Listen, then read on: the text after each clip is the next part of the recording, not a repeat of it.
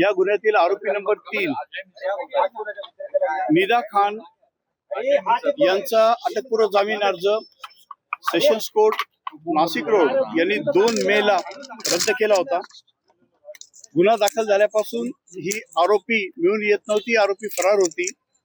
Nashik police आणि Aurangabad police यांनी jointly जी कारवाई केली त्यात काल रात्री 11:15 वाजता छत्रपती संभाजीनगर येथे ही आरोपी मिळून आलेली आहे।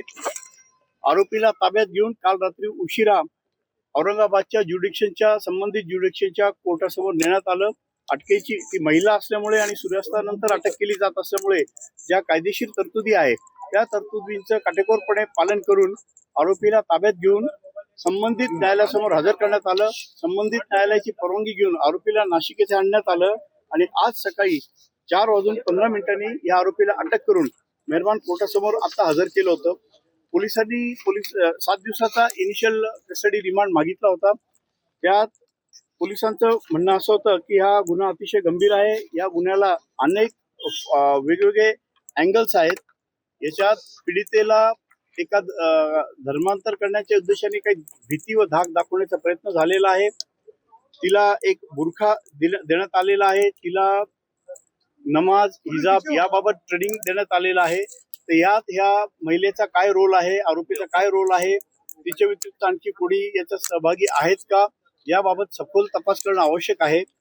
त्यानंतर वारंवार या पीडितेच्या मोबाईलमध्ये काही इंस्टाग्राम लिंक्स, युट्यूब लिंक्स, काही रील्स टाकण्यात आलेले होते जे थोडे चिथावणीकारक होते, त्याबाबत सखोल तपास करणं आवश्यक आहे।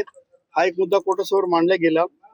तपासात असे आलेलं आहे की ह्या पीडितेच्या घरी या आरोपीने जाऊन त्या नमाज बुरखा याबद्दल काही कारवाई केलेली आहे, त्याबद्दल सखोल तपास करणं आवश्यक आहे। तिचं नाव हनिया ठेवण्यात आलेलं होतं, या नावाबद्दलचे काही डॉक्युमेंटेशन मिळालेलं आहे। मालेगाव मधल्या काही लिंक्स नामांतर करण्यात सक्रिय असल्याबद्दलचा तपासात आलेला आहे, तर त्या लिंक्स एस्टॅब्लिश करणं आवश्यक आहे, हे एक कारण होतं। त्यानंतर ह्या महिलेला पीडिताला मलेशियामध्ये इम्रान नावाच्या व्यक्तीमार्फत जॉब देऊन पुढे पाठवायचा विचार होता। त्यात काय मनी ट्रेल आहे, यात मालेगावची पार्टी कोण आहे, मनी ट्रेल काय आहे याबद्दल सखोल तपास करणं आवश्यक आहे। तसंच तपासात एक माजिद पटेल हे नाव नव्याने निष्पन्न झालेलं आहे।